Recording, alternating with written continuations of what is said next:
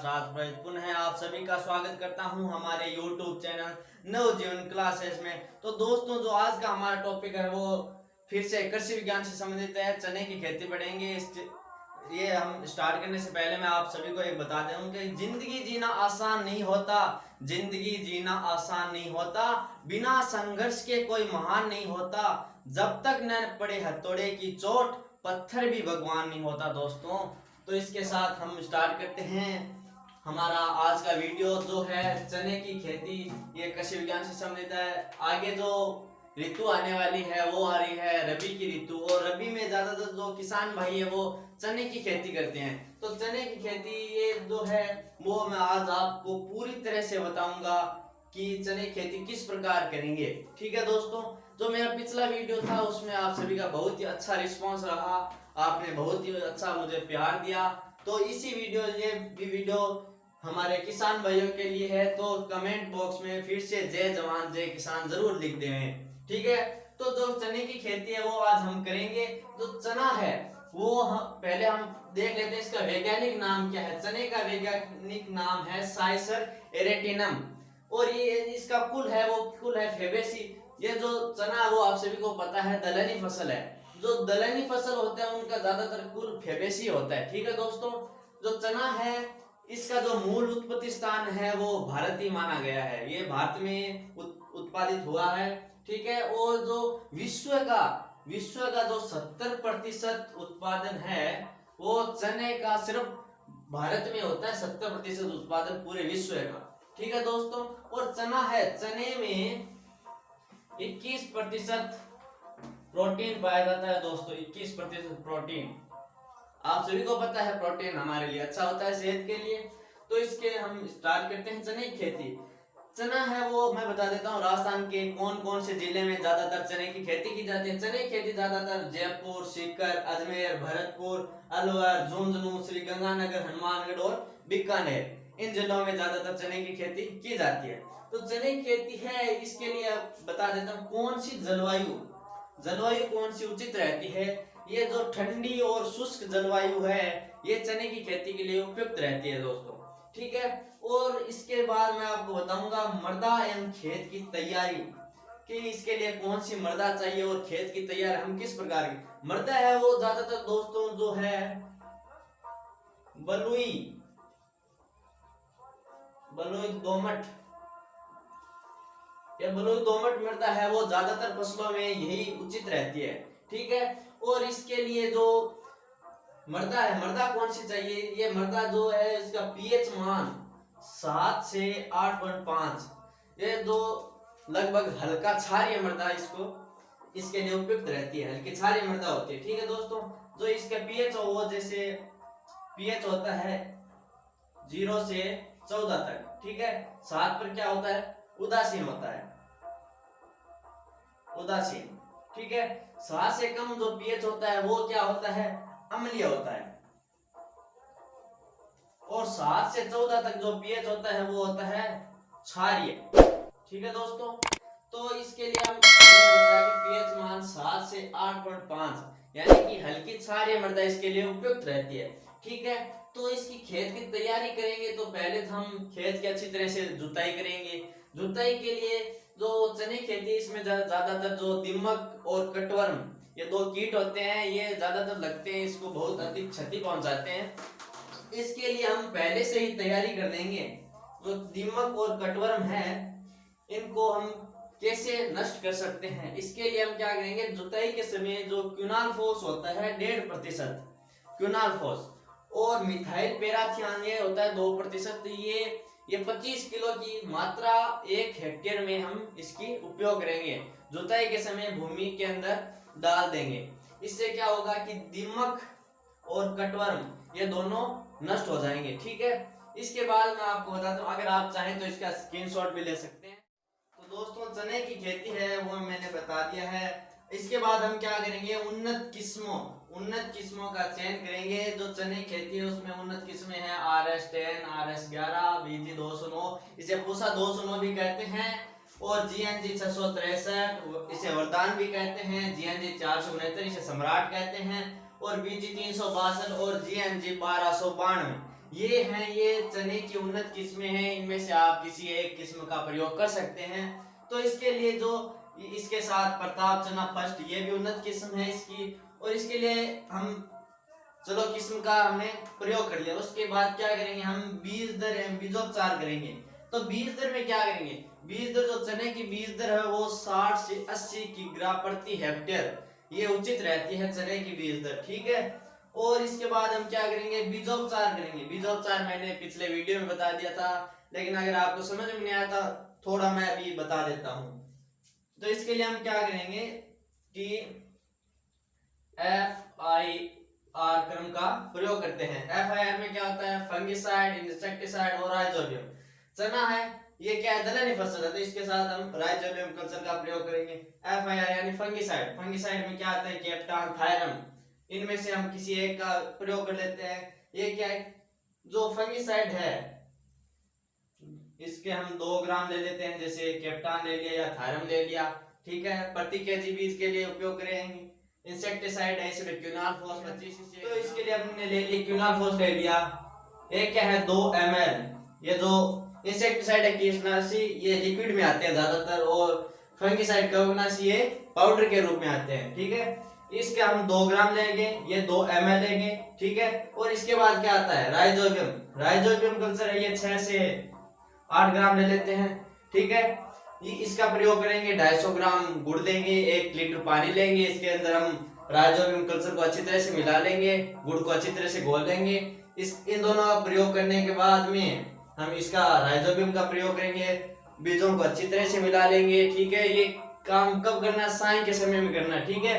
और ध्यान रखें कि बीजों को छायादार जगह पर ही सुखाएं, और 24 घंटे के बाद इसकी बुआई कर सकते हैं, ठीक है। ये मैंने पिछले वीडियो में बता दिया, अगर आप अभी समझ में नहीं आया तो पिछला वीडियो आप जाकर मेरा देख सकते हैं, उसमें मैंने बीजोपचार के बारे में अच्छी तरह से बताया और चने के बीज के बारे में बताया है, ठीक है।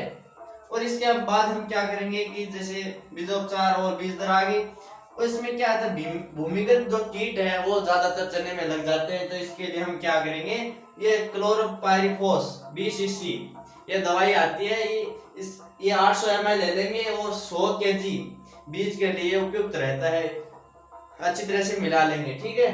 और जड़ गलन और उगता रोग ये भी इसमें बहुत ज्यादा होता है, तो इसके लिए भी हम दवाई ले लेंगे, ठीक है। ये दवाई जो है ये भी ले सकते हैं, ठीक है, या फिर क्विनालफॉस कुछ भी ले सकते हैं। ये 6 से 10 ग्राम प्रति केजी बीज के लिए ले लेंगे। और जो बुआई का समय है, आपको पता है ये चना है, ये रबी की फसल है। रबी क्या आता है, रबी में जो चने की बुआई है हम जो अक्टूबर है,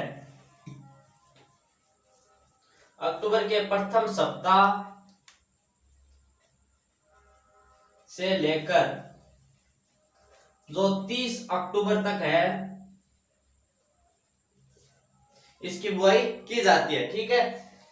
इसकी बुआई हम कब करेंगे, अक्टूबर के प्रथम सप्ताह से लेकर 30 अक्टूबर तक इसकी बुआई कर सकते हैं, ठीक है। इसके बाद बारी आती है, हम खाद देते हैं, उर्वरक डालते हैं। इसके लिए क्या करेंगे, जो भूमि की तैयारी है उसमें हम क्या करेंगे, भूमि की तैयारी करने से पहले हम 2.5 से जो 3 टन है, ये गोबर की खाद है, 2.5 से 3 टन मैंने यहाँ पर भी लिख रखा है, अगर आपको दिखाई नहीं देता तो मैं यहाँ बता देता हूँ। 2.5 से 3 टन गोबर की खाद प्रति हेक्टेयर भूमि, यानी प्रति हेक्टेयर यानी 4 बीघा, 4 बीघा भूमि में अच्छी तरह से मिला देंगे, ठीक है। और उसके बाद में क्या करेंगे कि ये मिलाने के बाद आप अभी क्या है, खाद दे दी। इसके बाद उर्वरक की बारी आती है। उर्वरक में आपको पता है जो एनपीके है जो ज्यादातर हम यूज करते हैं, नाइट्रोजन, फास्फोरस और पोटास, ठीक है। तो इसमें हम क्या करेंगे कि भूमि की जब बीज बोते हैं उसके साथ हम 20 केजी नाइट्रोजन और 40 केजी फास्फोरस ये बुआई के समय भूमि के अंदर ही उड़ देते हैं बीजों के साथ, ठीक है। इसकी जरूरत होती है बीजों को उपचारित करे हुए होते हैं बीज, ठीक है। ज्यादातर रोग वगैरह, कीट वगैरह भी नहीं लगते हैं इसमें। इसको मैं रब कर रहा हूं, अगर आप चाहें तो स्क्रीनशॉट ले सकते हैं। तो दोस्तों मैंने आपको बता दिया कि खाद और उर्वरक किस रूप में देते हैं, ठीक है। इसके बाद बारी आती है सिंचाई की, कि सिंचाई किस रूप में करें और कैसे करें। जो चने की फसल है इसमें जो पहली सिंचाई होती है वो 40 से 50 दिन के बाद में होती है दोस्तों, ठीक है।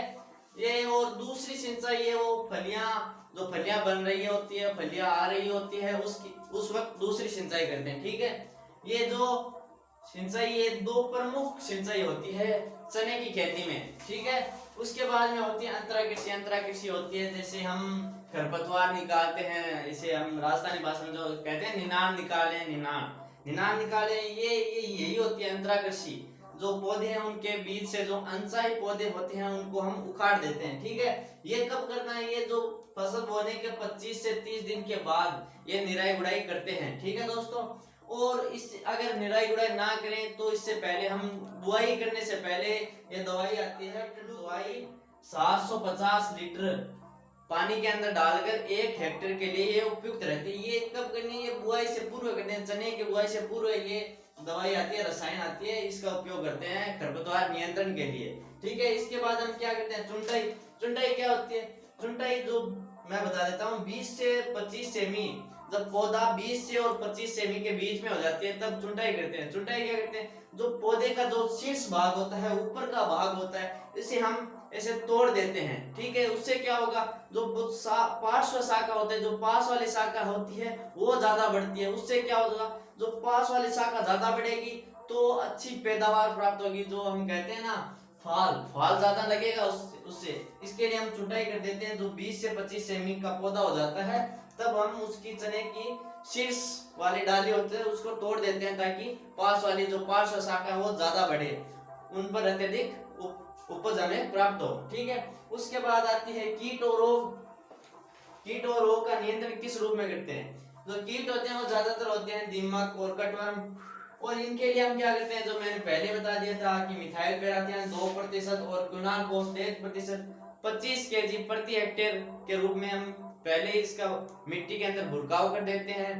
ठीक है, इससे हम दीमक और कटवर्म से निजात मिल जाती है। इसके बाद आता है फली छेदक। देखिए दोस्तों, सबसे जो महत्वपूर्ण होता है कीट और रोग, ये कीट होता है फली छेदक, एक लट होती है, चने की फसल को सबसे ज्यादा हानि पहुंचाता है। ठीक है, इसके लिए हम क्या करते हैं? ये जो क्या करता है कि चने की फसल होती है उसके अंदर जाकर जो चना होता है, चना जो बनता है उसको खा जाता है। ये लट होती है, हरे हरे कलर की लट होती है। ठीक है, इसके लिए हम क्या करें? एंडोसल्फान आता है 4%, या फिर क्विनाल पोस 1.5%, या फिर मिथाइल पैराथियन 2%। ये तीनों नहीं लेने, इनमें से किसी को ले लीजिए। ठीक है, इसका हम क्या करते हैं कि 25 केजी प्रति हेक्टेयर के रूप में इसका हम भुरकाव कर देते हैं। किसके लिए? फली छेदक लट के लिए। ठीक है, उसके बाद कौन सा रोग आता है? झुलसा रोग। ये क्या होता है? ये जो होता है ये कवक की वजह से लगता है, इससे पौधा झुलस जाता है, नष्ट हो जाता है। ठीक है, ये झुलसा रोग होता है, इसके लिए हम क्या करते हैं? मैनकोजेब आता है, ये क्या करते हैं? 1.30 केजी मैनकोजेब 500 लीटर पानी के अंदर डालकर 10 दिन के अंतराल से 2 या 3 छिड़काव कर देते हैं। या फिर क्या करते हैं? इसके लिए हम कॉपर ऑक्सीक्लोराइड,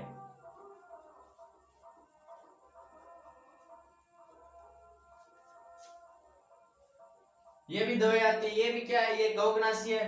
कॉपर ऑक्सीक्लोराइड है, मैनकोजेब है, कैप्टान है, थायरम है, ये सब कवकनाशी दवाई है। इनमें से किसी एक का प्रयोग कर लेते हैं। ठीक है, झुलसा रोग, इससे क्या होगा? झुलसा रोग नष्ट हो जाएगा। उसके बाद में क्या आता है? उकठा रोग। अगर आप इसका स्क्रीनशॉट लेना चाहें तो ले सकते हैं, स्क्रीनशॉट ले लिया। इसके बाद कौन सा रोग आता है? उकठा रोग। ये इसके लिए हम क्या करेंगे? इसके लिए हम पहले से जो रोग रोधी किस्में आती है, जो चने की किस्में है, जैसे RSG 888A, C 235, BG 256, इनका प्रयोग कर लेते हैं। इनको बुआई के रूप में यूज ले लेते हैं, तो इससे क्या होता है? उकठा रोग पहले से नहीं लगेगा। ठीक है, इसके बाद में क्या आता है? जो पाला है, ये क्या आपको पता है? रबी की फसल है तो रबी में आगे पाला तो पड़ता है। पाले के बचाव के लिए हम क्या करेंगे? ये गंधक क्या तेजाब तो आप सभी को पता है। तेजाब का क्या करते हैं? तेजाब का 0.1%, आप नहीं समझे तो मैं बता देता हूँ, 0.1%, यानी कि 1 लीटर तेजाब को 1000 लीटर पानी के अंदर डालकर छिड़काव कर देते हैं। इससे क्या होता है? इससे क्या होता है कि जो पौधे हैं